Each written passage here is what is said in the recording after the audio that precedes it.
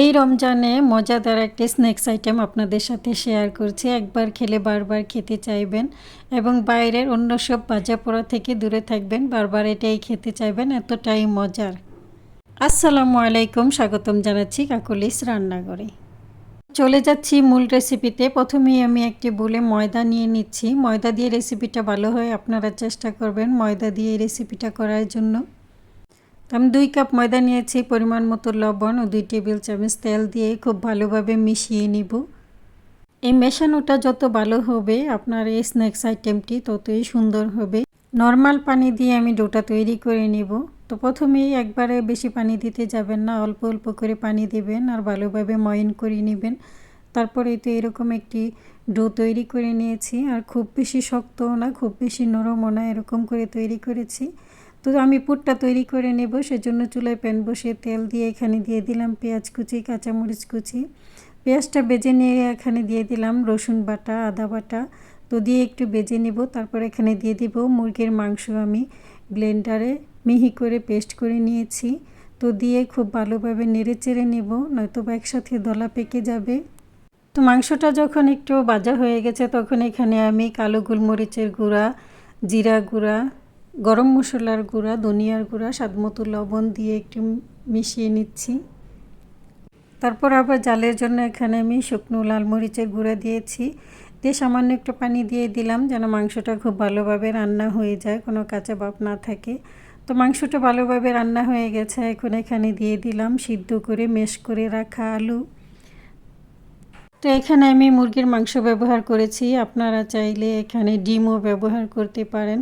তো একটা আঠালো ভাপ আনার জন্য আমি এখানে 1 টেবিল চামচ কর্নফ্লাওয়ার পানিতে গুলিয়ে দিয়ে দিলাম। এটা দেওয়াতে পুরটা খুবই আঠালো হবে, এতে করে বের হয়ে যাওয়ার কোনো চান্স থাকবে না।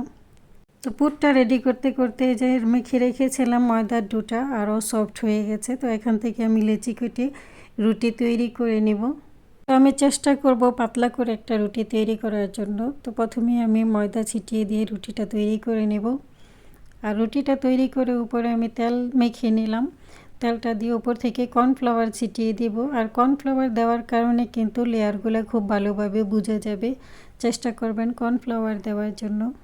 তো কর্নফ্লাওয়ারটা দিয়ে ভালোভাবে ছড়িয়ে দিলাম। তারপর রুটিটা এক সাইড থেকে ভাঁজ দিয়ে দিলাম। প্রত্যেকটা ভাজেই আমি এভাবে তেল আর কর্নফ্লাওয়ার দিয়ে দিব।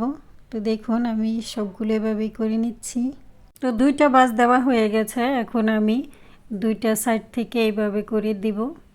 দিয়ে আবার বেলুন দিয়ে একটু চেপে বড় করে নেব, এতে একটু লম্বাও করে নেব। এই কাজটা হালকা হাতে করতে হবে। তারপর আবার উপর থেকে তেল আর কর্নফ্লাওয়ার দিয়ে দিব। তারপর এক সাইড থেকে ভালোভাবে পেঁচিয়ে নেব। তো দেখুন কাজটা কিভাবে করছি, খুবই সহজ এইভাবে করা। তো আমি একটা তৈরি করে নিলাম। তারপরে তো মাঝখান থেকে কেটে নেব ছুরি দিয়ে। আর কেটে নিলে দেখুন ভিতরটা কতটা সুন্দর হয়েছে, অনেক লেয়ারযুক্ত। তারপরে আমি আবার একটু ময়দা ছিটিয়ে বেলে নিব বেলুনের সাহায্যে।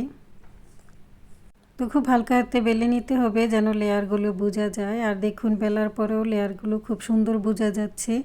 তারপরে আমি সাইডে একটু পানি লাগিয়ে নিচ্ছি। তারপর তৈরি করে রাখা পুরটা ভিতরে দিয়ে দিব। দিয়ে তো সাইড থেকে এইভাবে চেপে চেপে লাগিয়ে নিব। আর পানিটা দেওয়ার কারণে খুব তাড়াতাড়ি লেগে যাবে। তো দেখুন এইভাবে মুখটা বন্ধ করে দিয়েছি। তো আমি এইভাবে সবগুলো তৈরি করে নেব। তারপর চুলায় প্যান বসিয়ে তেলটা হালকা গরম করে নিয়েছি। ঠিক সিঙ্গারা যেমন করে ভাজা হয় তেমন করেই ভেজে নেওয়া হবে। তো তৈরি করে রাখা সবগুলোই এখানে দিয়ে দিলাম। তো এখন এইভাবেই মিডিয়াম আঁচে উল্টে পাল্টে গোল্ডেন কালার করে ভেজে নিব। তো দেখুন একটা সাইড থেকে এভাবে উল্টে নিচ্ছি আর লেয়ারগুলো খুব সুন্দর বোঝা যাচ্ছে। তো এভাবে তৈরি করলে আপনারাও খুব সহজে তৈরি করে নিতে পারবেন, আর খুবই মজার খুবই। তো আমার এই রেসিপিটা যদি আপনাদের কাছে ভালো লাগে বা বুঝতে কোথাও অসুবিধা হয় আমাকে কমেন্টে লিখতে পারেন, আমি আপনাদেরকে উত্তর দিয়ে দিব। আমি চেষ্টা করেছি খুবই সহজভাবে আপনাদের সামনে উপস্থাপন করার জন্য, জানি না কতটুকু পেরেছি। ভালো লাগলে ভিডিওটি অবশ্যই লাইক কমেন্ট শেয়ার করে পাশে থাকবেন।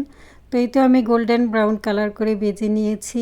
তারপর সসের সাথে পরিবেশন করে নিচ্ছি। আর দেখুন কতটা মুচমুচে ও লেয়ারি হয়েছে, খুবই মজার, বলে বোঝানো যাবে না। অবশ্যই একবার ট্রাই করে দেখবেন।